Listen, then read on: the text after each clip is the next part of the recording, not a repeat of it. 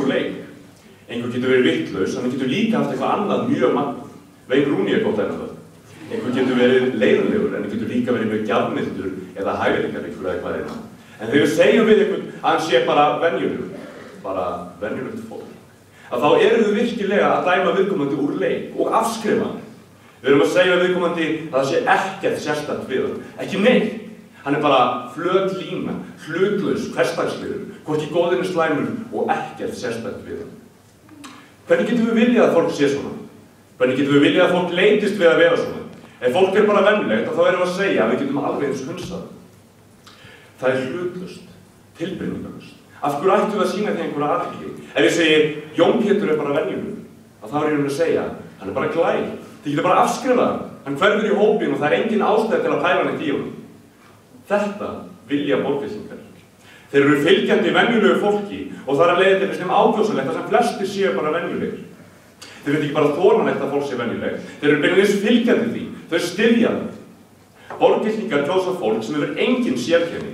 Þeir fylgja liðið með fólki sem hefur enga einstaka hæfileika, hugsar ekki öðru sem aðrir og gerir ekki neitt sem getur talist óvenjulegt. Er ég eitthvað hrókafuldur ef ég segi bara nei við þessu? Ef ég segist á móti þessu fólki? Ég held ekki. Júlíana talaði alls konar drasl í bundnu máli sem var ótrúlega erfitt að skilja. En allt það jákvæða sem hún sagði á líka óvenjulegt fólk. Það er að tala með venjulegu fólki.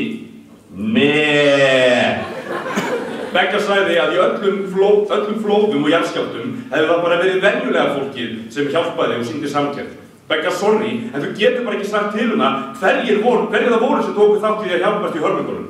Hvort það hefði verið venjulegt eða ekki. Hvers það spróki er þetta í það? Begga talaði það að við værum á móti meirihluta heimsbyggðarinnar. Þetta tengist mannfjölda ekki neitt. Já, við erum á móti venjulegu fólki og hvaða máli skiptir hvort það sé mikið af fólki eða ekki.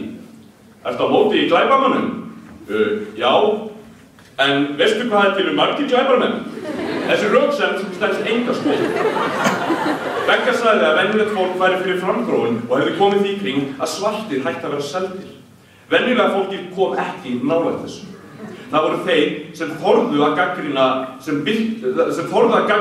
að vera óvinnulegir, venjulega fólki sem kom ekki nálægt þessu. Það voru þeir sem þorðu að vera óvinnulegir og gagnrýna sem byltu kerfinu og hugsunarhætti fólks. Blökkumenn var ennþá bara standandi í strætó og aðskilnaðarstefnan í Suður-Afríku var enn í fullu fjöri. Venjulegt fólk kom hvergi nálægt þessari þróun. Villi talaði venjulegt fólk finni fyrir mannlegum tilfinningum. Já, Kapteinn Obvious virðist ætla að festast við því. Þessar tilfinningar finnur óvenjulegt fólk alveg jafn mikið fyrir. Þið hafið bara talað fólk yfir höfuð en ekkert venjulegt fólk. Þið hafið nú 0 stig í rökræðinni.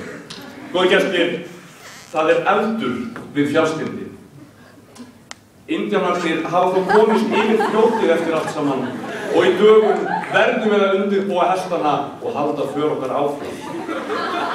Ég mun ríða á undan til móts við Pat skerfara sem tekur á mót okkur af hliði sínu og ef allt gengur á óskum, þá verðum við komin fyrir myrkur til Júkon.